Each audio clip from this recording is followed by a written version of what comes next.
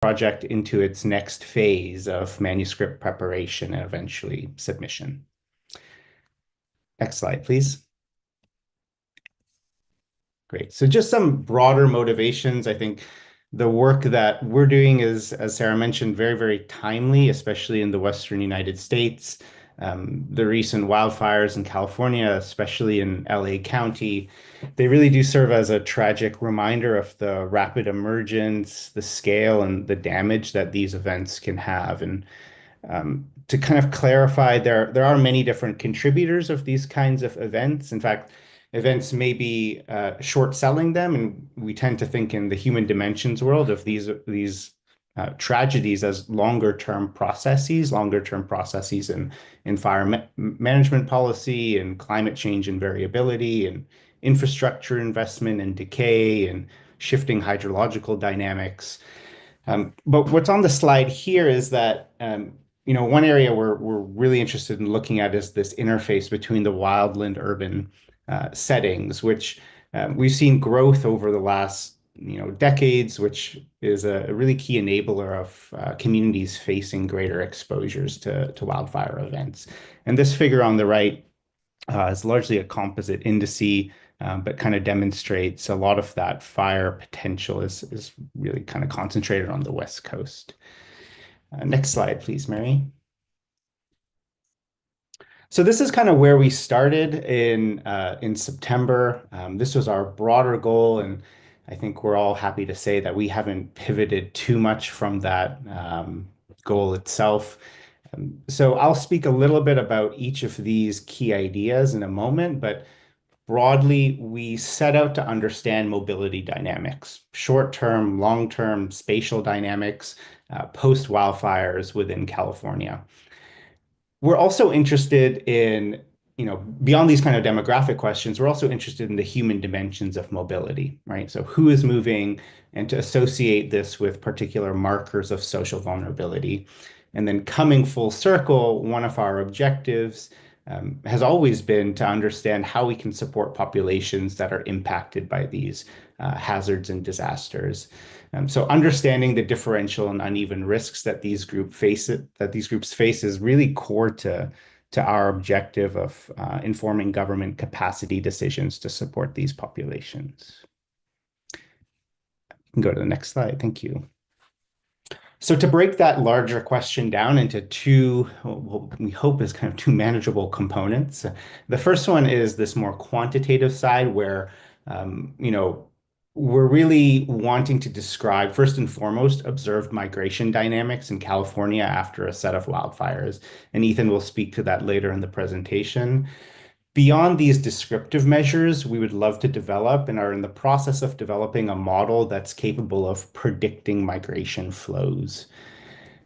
Linked to that is kind of the other side of the coin, and as that relates to kind of understanding preparedness plans, government capacity, and destination areas in order to support displaced populations that are moving, both short-term and long-term. So we'll speak more to the former, the kind of simulated quantitative model today, but just know that our objectives on the right hand of the screen are still largely unfolding. One approach is, considering a set of case studies, especially where we might see concentrated population movement, trying to understand whether there are local hazard mitigation plans in place. What do those, in terms of their content, suggest about the degree to which those areas are prepared to support people or communities? I'm also looking at broader quantitative measures in government capacity. What do those simultaneously indicate, and how can we put that in conversation with local hazard mitigation plans? So all of this is kind of coming full circle to understand, how are people displaced? Where are they going? And are the places they're going to well prepared to actually support them? So moving from kind of descriptive quantitative work all the way towards understanding from a more policy-driven perspective how we can approach the subject of vulnerability reduction. Now, to just be a little bit more specific, uh, in relation to that larger question that I posed earlier, we really started with this broader research gap that there actually has been less scholarship relative to other hazards and disasters around migration, wildfire migration in the United States. And we, like potentially some others, attribute this to the lower historical frequency of these kinds of events, the distance to urban population centers. Of course, that kind of dynamic is shifting as the wildland urban interface continues to experience growth and development, and a lack of general data on these kinds of hazards in the past. So that's kind of how we're situating this work more broadly. We can go to the next slide, please. But more specifically, how we're kind of anchoring ourselves is that, as I mentioned, there is less work that quantifies the mesoscale flows post-wildfire events. And we emphasize this in the context of longitudinal studies. We don't often see many longitudinal studies that are approaching this kind of a subject, and something that we're excited that our work can hopefully contribute to. And then, to our understanding, there's some mixed evidence concerning these kinds of migration dynamics more broadly. The number of people that come back, the number of people that leave. We believe the set of case studies, the set of wildfire events in California can really help inform that kind of a debate and understanding. Okay, next slide, please, Mary.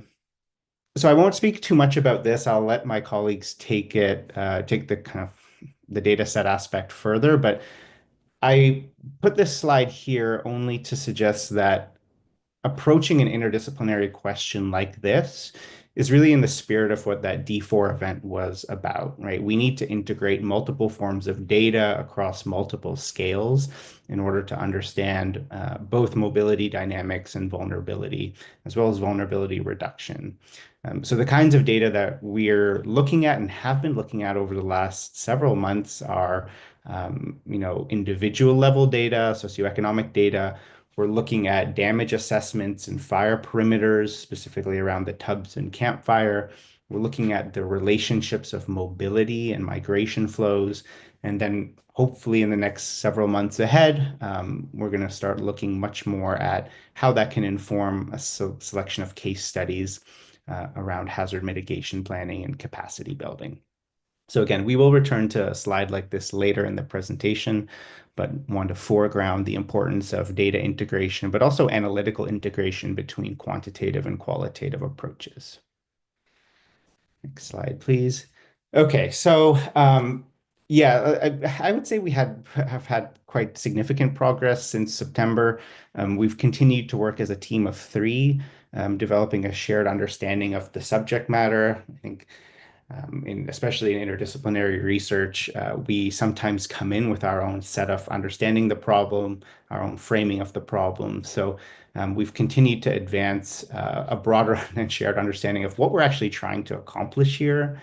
The workflow for integrating these data sources has progressed, as has the acquisition of data, and we've been able to scope multiple interdependent projects that flow from our work in September. Next slide, please.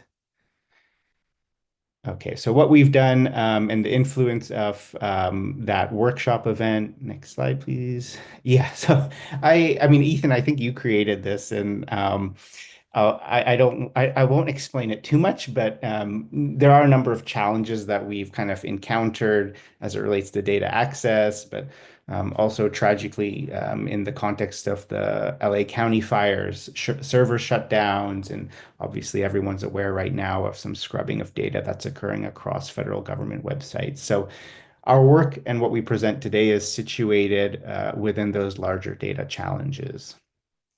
Next slide, please.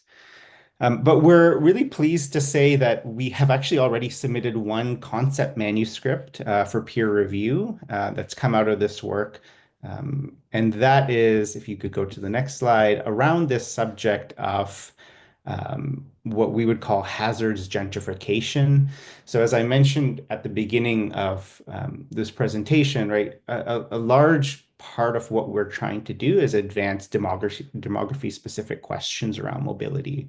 But we're also really concerned about the broader impact, who faces those most severe impacts, and the methods and means of support and capacity building that already exist.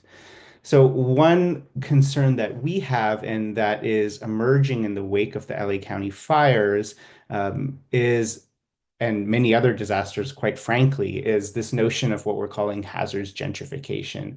So we've defined that as a process of a natural hazard impacting or destroying a significant proportion of the community and its inhabitants becoming displaced by wealthier residents, or new terrains of power and influence, as well as politics that shape access to particular areas that have been impacted.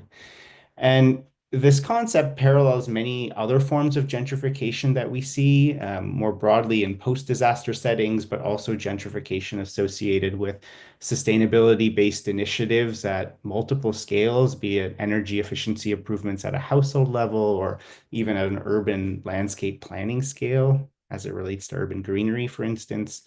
So what we're trying to accomplish with this paper is trying to at least articulate some of the structural drivers of hazards gentrification and its potential trade-offs within the larger context of understanding human mobility post-wildfire events. So that's kind of the setting. I'm going to turn it over to Mary Angelica Painter. Thank you, everyone.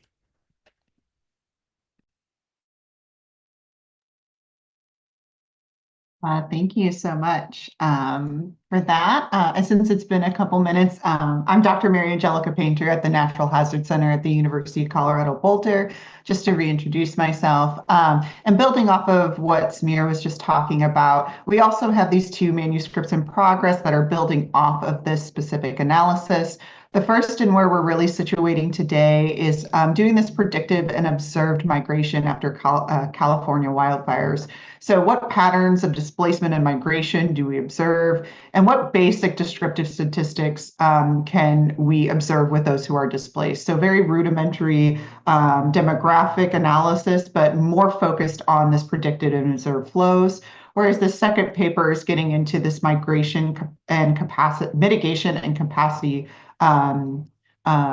concepts within the migration discussion. So more robust analysis of descriptive statistics of those who are displaced, but also what do we see in the difference between migration efforts and government capacity when it comes to places of origin, so where the wildfire has occurred or the hazard has occurred, versus where those migration populations or displaced populations go. So that's kind of the second piece of that. So just want to get into a little bit of a basic description of how we understand vulnerability in the context of wildfires specifically. As we know, our analysis comes at a very important time as the wildfires that have ravaged LA have now calmed down, but they occurred last month. And while we don't understand specifics about the migration patterns of those populations, we can hopefully learn from previous California wildfires about migration patterns. And hopefully those patterns can help us understand migration and displacement for current wildfires and how to think about mitigation in the future, response and recovery, as well as resource allocations and other policy questions that are affected by migration flows. And we're doing this through a very specific lens. When we think about risk, you can look at it from a hazards, exposure, and vulnerability lens. Hazards, as you can think about, could your community or yourself encounter a physical hazard? Is it possible? Are wildfires something that are prevalent in that area or can occur in that area? Your exposure is how exposed you are to that hazard. So if you're on the coast, you are more likely to be exposed to something like sea level rise or storm surge just by sheer place.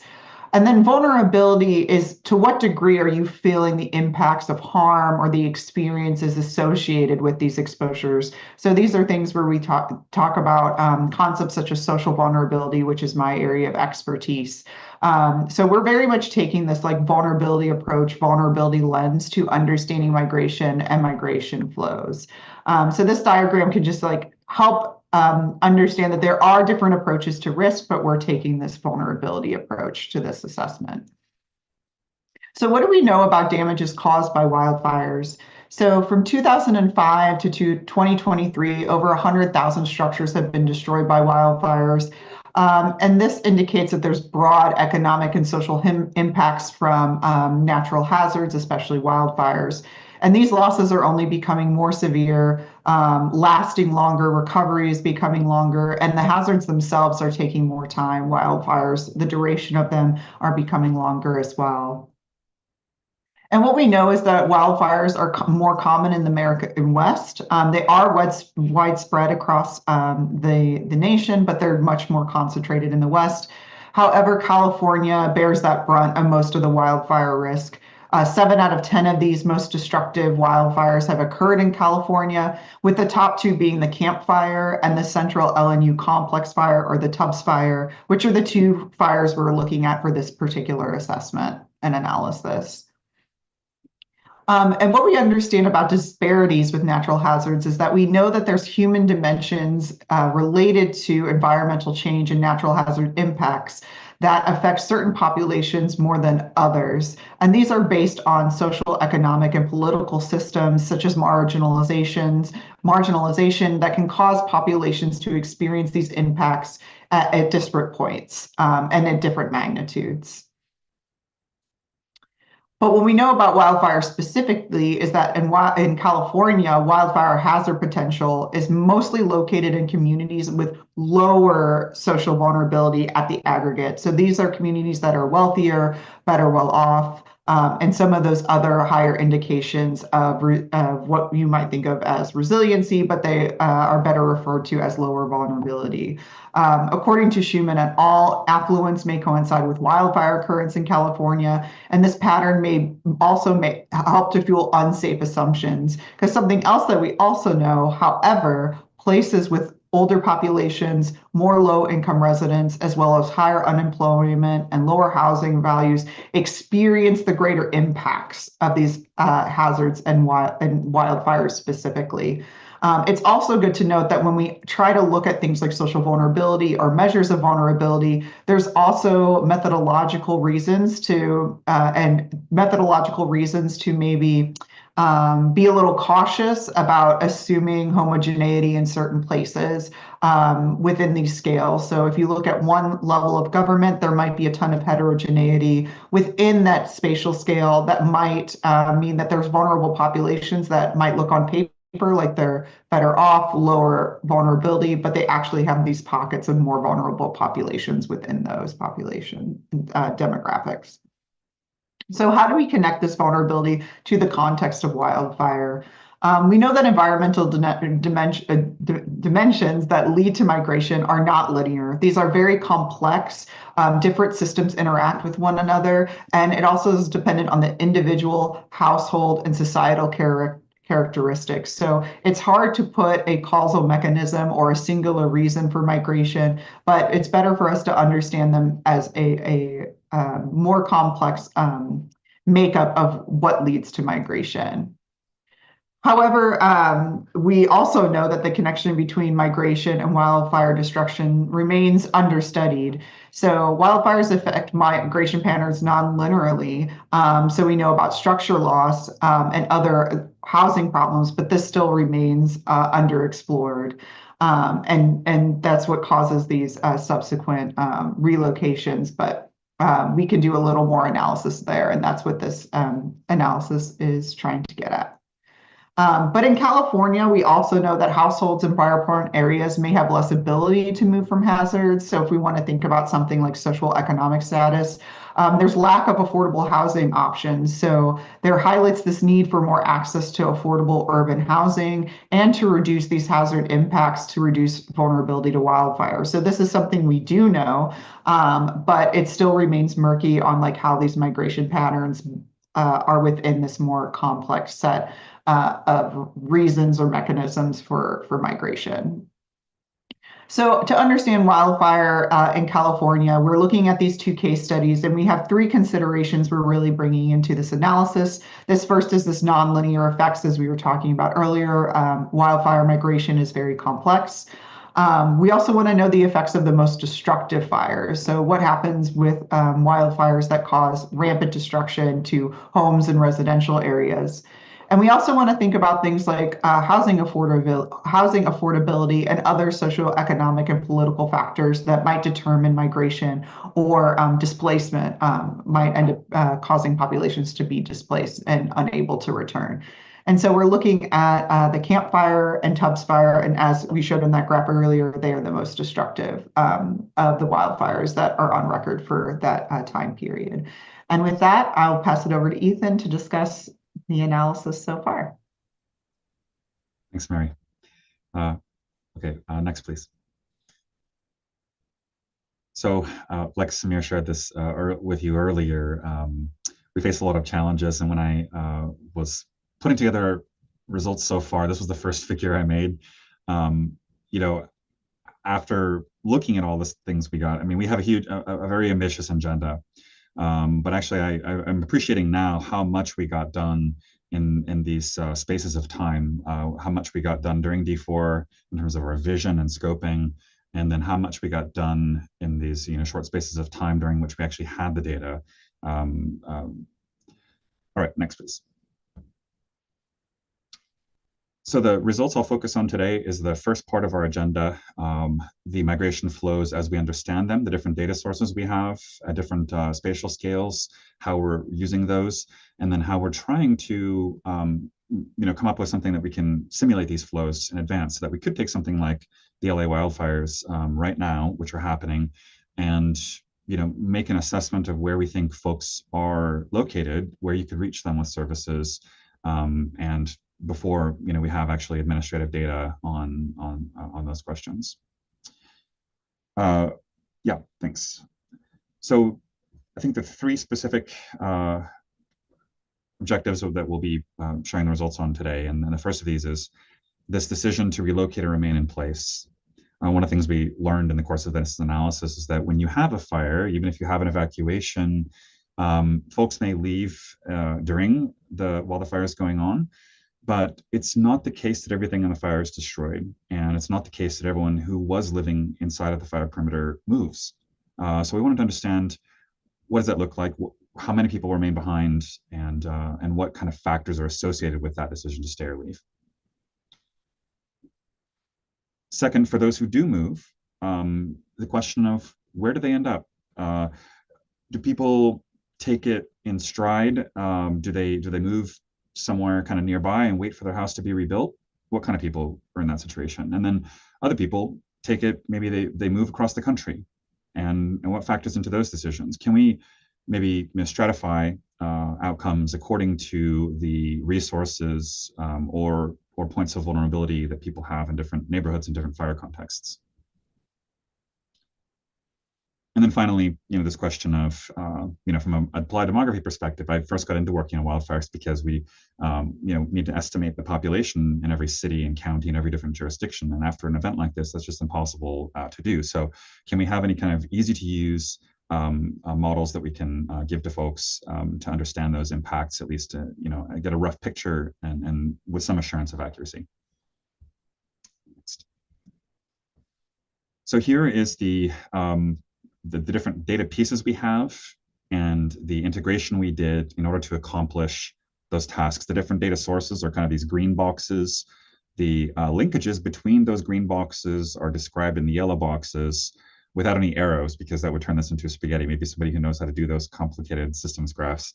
But then the final thing on the right, in the orange boxes, are the actual kind of data points that we wanted to measure that just don't exist yet. We have to come up with these. And this actually gets into the reason also that we are studying California wildfires. Of course, California is a place where wildfire risk is increasing, and where people have, in search of affordable housing, been most likely to move into high-risk areas. But another thing that's unique about California is this consumer traces data source. So it's always the question, we want to model where folks are going. How do we validate that?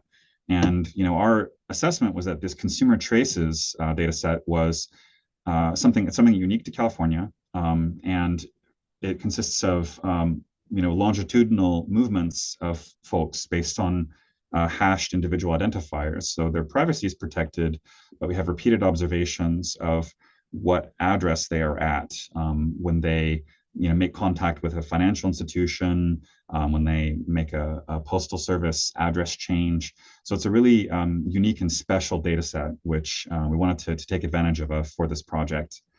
But there's a lot of other things going on here where we need to take damage assessments as another really key thing here. So there's inspections. California is also unique in that they have this very professional fire agency which does these systematic, very rigorous inspections on the ground after fires and note every structure was destroyed. We can't always say after fires like this, we've been able to give you, these really precise numbers, 18,000, 14,000, 100,000 structures. It's not all fires in all situations have that kind of data. California is really special and unique there. And in fact, a shout out to them because California has also been, I think among other states, a leader in open data. So when this project started, we had PDFs available through a Freedom of Information Act request from those damage reports. But California has since posted these all geotagged damage inspections on their state open government data portal. Okay, next slide. Thanks. So among these different things that we're doing, I wanted to talk a little bit more in depth about the different migration flows that we are generating. I talked about the validation data sets, but the different migration flows that we want to assess, again, and validate come from a couple different sources and different spatial scales. So you heard in this morning from Fabienne about the IRS data on county-to-county moves. These are considered probably the most authoritative source of migration data, for the United States, but they're county level. And, I think we can all appreciate from Fabienne's presentation, it can be difficult to detect the migration signal at the county level. Our results, which we'll show later, is really emphasize that so many of these wildfire-related moves are very near-field moves and can be very difficult to detect in this kind of meso timescale that we're using, longer distance moves than county to county. There's also another source of county moves, which are survey-based from the American Community Survey. Those may be less important, but in some cases you can have demographic detail associated with them, and so we want to evaluate those as well. The second source of counterfactual migration data are actually census block to census block movements.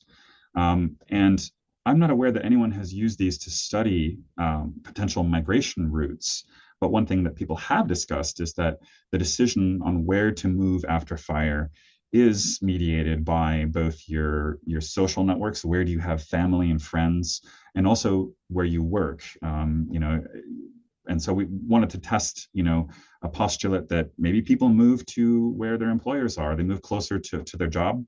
And so we can check that with these.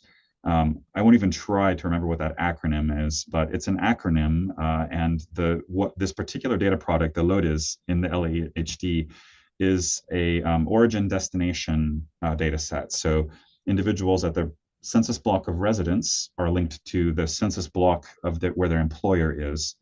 But as we'll see, there's some caveats to that as we get into it. The last one is scale-free. This is just a parametric migration model, which has its roots, back in the 19th century, in this idea, the concept of, laws of migration or gravity, kind of a physical law, the idea that the bigger the population size you have, the more migration there's going to be between two places. This arises out of that same kind of line of thinking, but it's a more recent introduction, which introduces the idea kind of intervening opportunities model into this kind of migration flows. So in an irradiation model, after an event at point M, this kind of color figure in the bottom left, you want to measure the flows from point M to point N. You have to consider all of the other alternative migration destinations that exist within the same point of distance.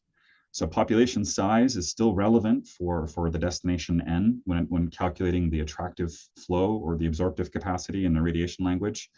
But the intervening opportunities, places that you could go within a same distance or maybe a same travel time, are very, very important. And then also, I think one thing that's important about this model and why we kind of chose it is that it allows us to specify a certain population flux. That's the term, TI here. And that just lends itself, I think, really naturally to the idea of a disaster in which, let's say, we can make a reliable estimate of the size of the population that's affected by this disaster. And that's that TI term, which we need here. And in some cases, that's an obstacle to using these models because you don't, you have an arbitrary size for your population flux. But we thought this lends itself really well to wildfire if we can estimate both TI. So it's another source of a potential error that we didn't appreciate at the beginning because of the fact that not all people move. So those will be the first results that we'll get into. Let's look at that slide. Next, please. So these are, you have here the just a little bit of geographic context where these fires are. California is a big state. It's got a population the size of Canada. And these are both fires that have happened in the northern part of the state. The Tubbs fire here was started outside of the city of Santa Rosa and moved into the city. At the time that it happened, that was, I think, the first time since the 1990s with the Oakland fires that there was a really significant urban, densely populated area that was affected by a wildfire, and kind of a wake-up call. It was the most destructive fire at the time that it happened. But of course, then 1 year later, it was quickly overshadowed by the Camp Fire, which not just came into Paradise, but actually obliterated the city of Paradise and threatened the city of Chico nearby. The topology is not sure, or the topography here is not shown, but there's kind of a bit of a canyon between Chico and Paradise, so a bit of kind of a corridor through which this fire progressed, and that kind of explains why these areas went the direction they would. But like the LA fires, they're both also driven by wind. Next, please. So a little bit of statistics on those fires. We have here damage, and one of the things we are interested in using those damage inspections is the intensity of these fires with respect to how much inside the perimeter was destroyed. I think is an important, or could be an important consideration. In the case of the Tubbs fire, that's the Santa Rosa one in Sonoma County in wine country. That was about 70% of the housing in there was destroyed, which, if we figure every house that was destroyed has people associated with it, then that would give us a number of about 11,500 people who would have had to leave because their house was affected to some degree. And Camp had even a higher, the Camp Fire had an even a higher percentage there. The numbers here are not consistent with what you heard, earlier, because David mentioned numbers that were higher, and that's because we've actually filtered here just for residential structures. The DINS lets us do that. We can exclude things like utility buildings, and so we can actually look census block by census block, what share of residential structures in this census block were destroyed. Yeah, so a little bit of context too about these two different fires, I think, lend themselves to our discussion about vulnerability or resilience, because they're socioeconomically very different. So the Tubbs fire destroyed a relatively small amount, about 2% of the housing in a pretty affluent county overall, although there's a lot of heterogeneity inside Sonoma County. But it's overall, the statistics, the average statistics are of a pretty affluent community. But you can kind of see that the LEP population is a lot higher, actually, and that's an indication too that this is wine country and there's a large migrant worker population here as well. And the Camp Fire, on the other hand, destroyed about 15% of the housing in that entire county. That's a really significant portion of the housing stock. Butte County is a lower middle income county. It has higher poverty rate than you see in Sonoma. Much larger fraction of folks who are living in mobile homes. But also interestingly, and maybe related to that, it has a higher home ownership rate. It has more affordable housing, and so we're kind of curious too how the fact that so many people owned their homes that they lost could affect whether or not they decided to stay or relocate. Okay, next slide. So we bifurcated that decision because we need that TI item for the radiation model to first model the decision to stay or move. So that figure on the right is the fraction of people who either stayed or moved after those two fires on the left, where the lightest blue bar is if we don't know. We couldn't follow them at 2 points in time in the trace data.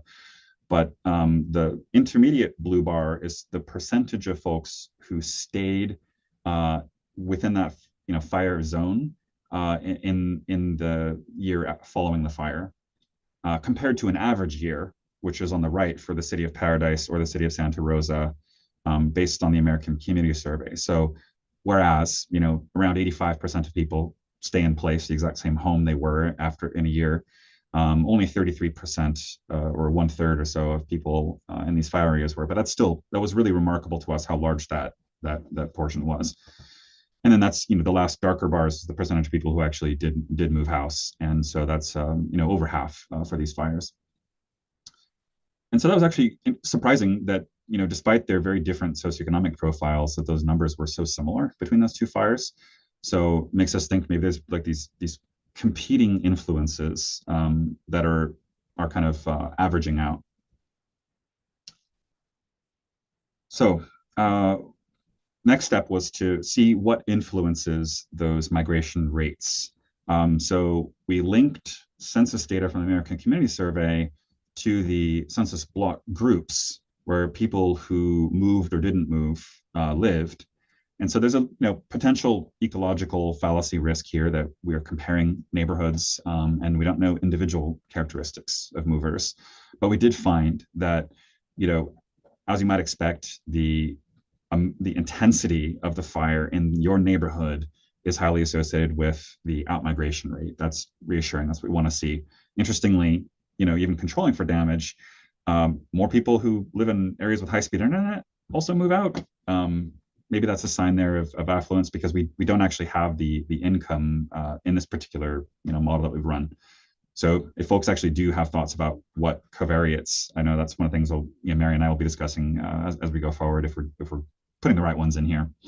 And then some other things that we don't necessarily know yet how to explain. For example, that a higher fraction of college educated is associated with fewer outmigrants. That's maybe consistent with the idea of resiliency. If remaining in the neighborhood means you're resilient, I'm not sure about that. Anyway, I think that the takeaway from our findings on this regression model is that there's not a simple alignment with a regular social vulnerability lens here, because it's not clear from the data and from the outcomes whether or not moving is a consequence of being more vulnerable or more resilient. There's conflicting signals. Ethan, as I'm changing slides, I just want to say we're a little tight on time if we want to do Q&A. So, okay, I will accelerate then a little bit. Okay, so this we found most moves are highly localized. This figure shows just a histogram of the distance moved and then some average and median kilometers moved by conditional on moving. So a large fraction of folks didn't move, but on average, those who did move, surprisingly for Tubbs, it looked like a regular year.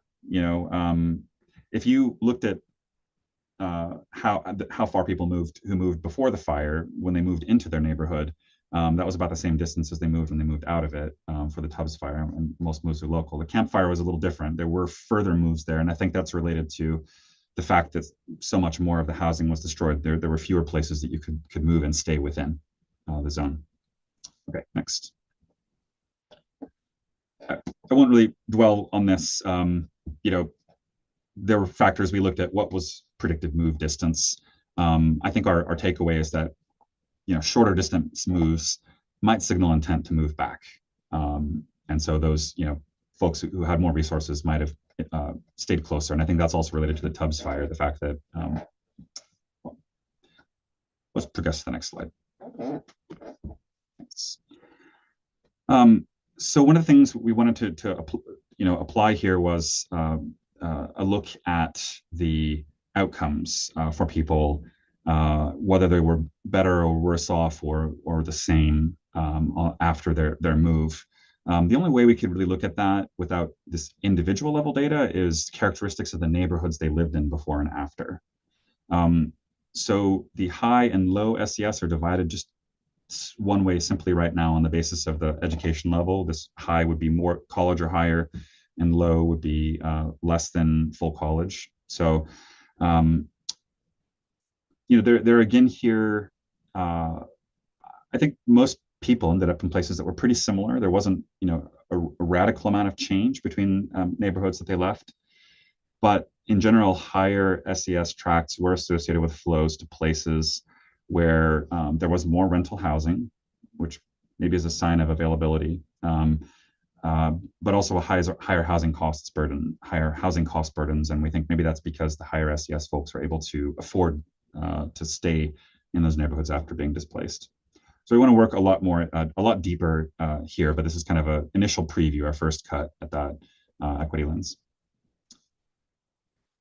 Okay, this is the slide I'm most excited about to talk about, because this slide shows both this trace data, which we consider kind of the best available data.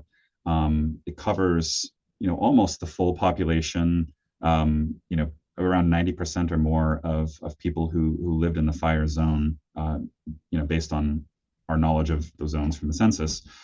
But it's not available for places other than California.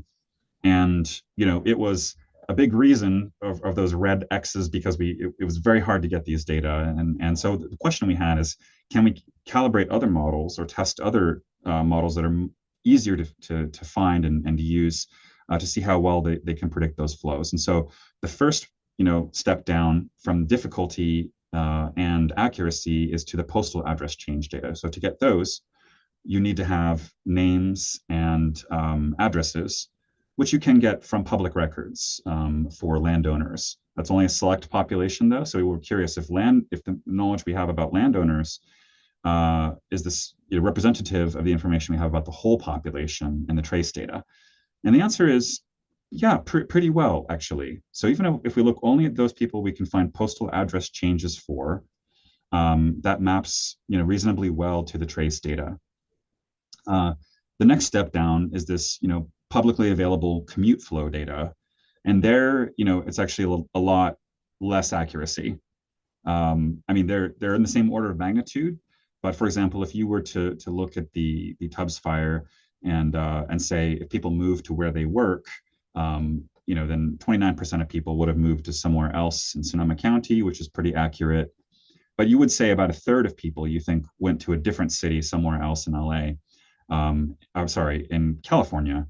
And my suspicion is this is related to how employers are located, and the fact that we have like corporate headquarters or corporate addresses associated. So if someone was a telecommuter, if we look at like people who say they live in Santa Rosa, you'll find people who say they go to work every day in New York, and I doubt they're flying there and back every day. So that's just one nature of these administrative data, that the locations are messy when you have people who do more telecommuting for more kind of big companies, like in the Tubbs fire area.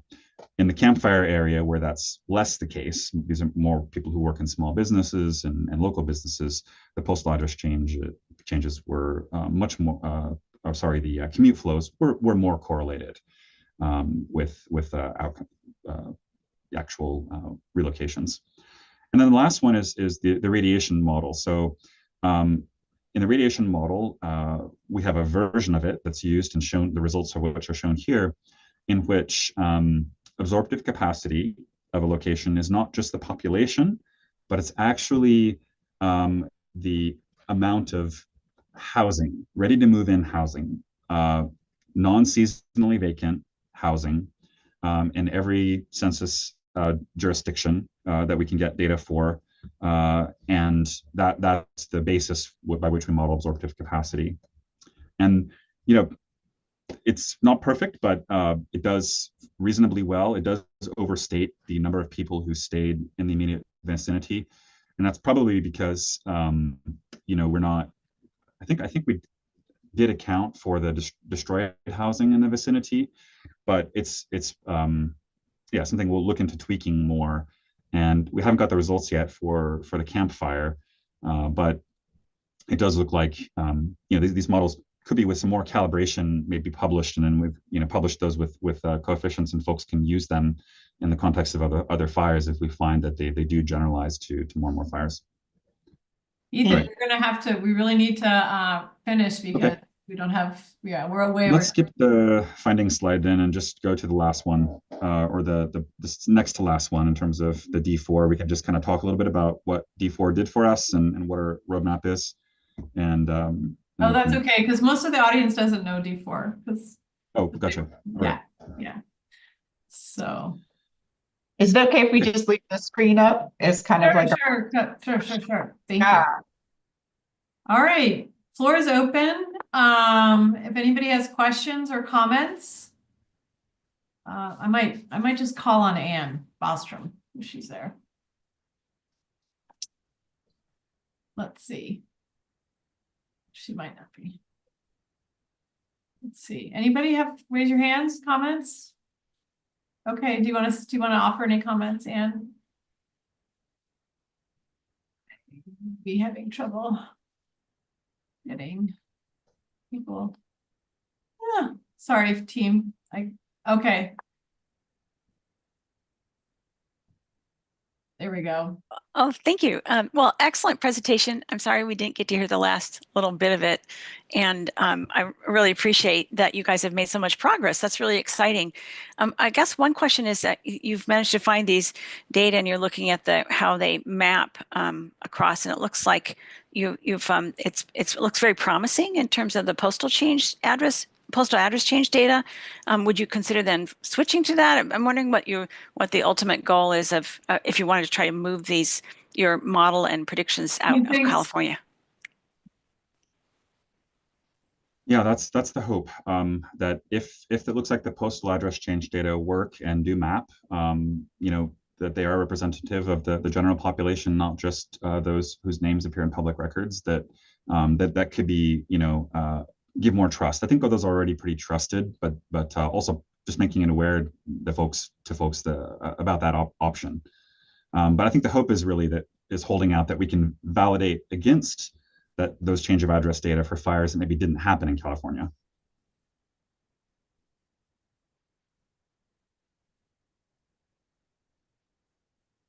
Thanks.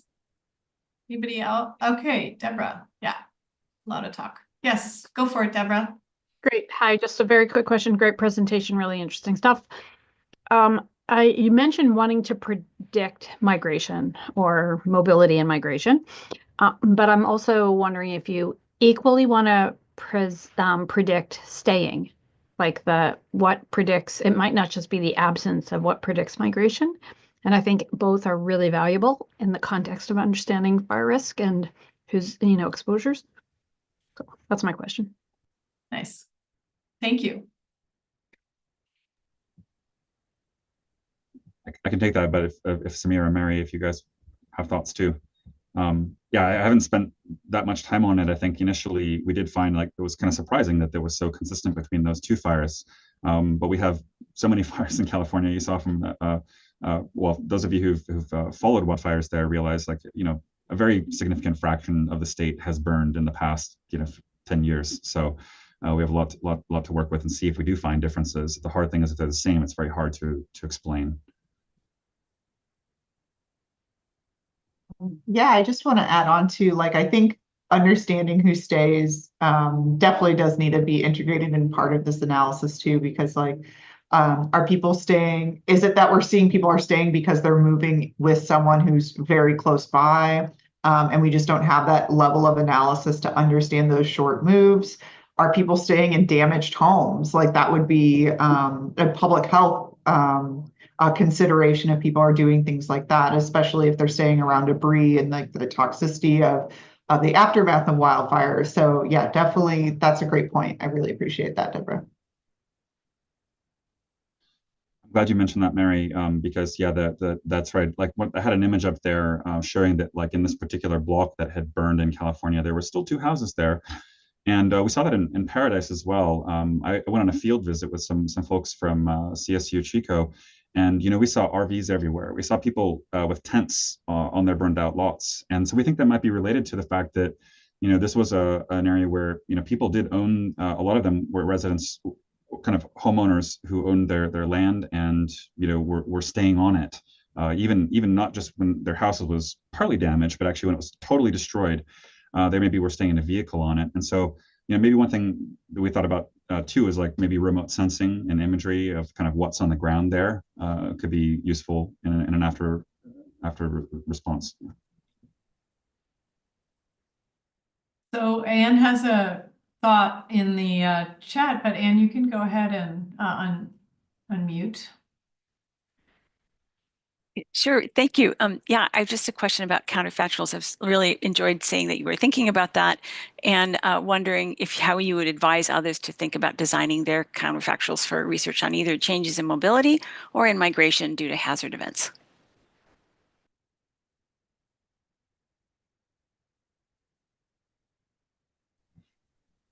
Yeah, that's a hard question. I think on that, my thoughts are just that we were really fortunate to be connected with this credit trace data, and so I think I'd encourage folks to look at that and learn about it. Jack DeWard wrote a paper on that, and his co-authors, showing how that could be should be used more by folks who are interested in studying migration, ways in which it is and is not representative. But we're limited so much with in county to county migration flows, and I think that's just the nature of the data we have. ACS PUMs are maybe one alternative too, where we can look at migration from place to place with a lot of demographic detail. But again, they can be really large areas. I think the point of origin for those migration flows are larger than the destination points, and so you just lose your spatial resolution. So I guess if you're not finding results, don't be disheartened. We see so many moves are near field. I think that's a really important point, Ethan. Yeah, important insight. Anybody else? And we have Samir wrote in answer to Anne. Well, Samir, you can go ahead. Yeah, sure.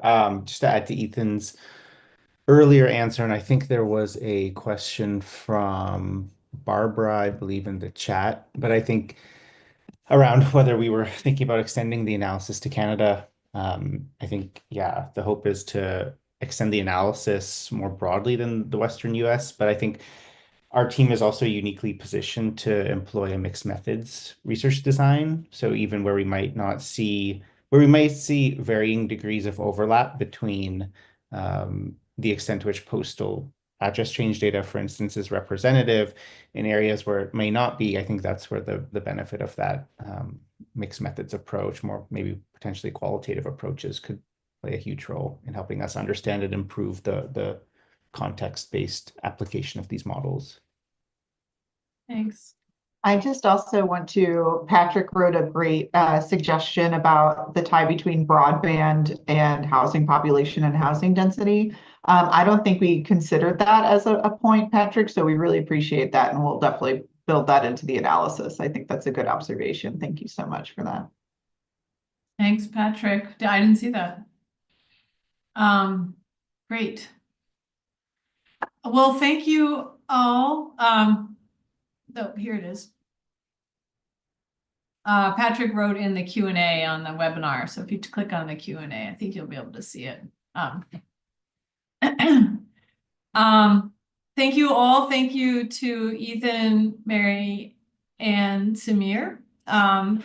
Exciting work. Really great to see all the I see so many products that you're going to generate as a result of this project. So super exciting. And I'm glad that D4 was able to launch this collaboration between the three of you. Anne, do you want to say anything before we sign off? Thank you all so much for all your work, and keep it up. It's really wonderful to see. We'll look forward to hearing from you again. Thank you so much. Okay, Thank you, everyone. bye.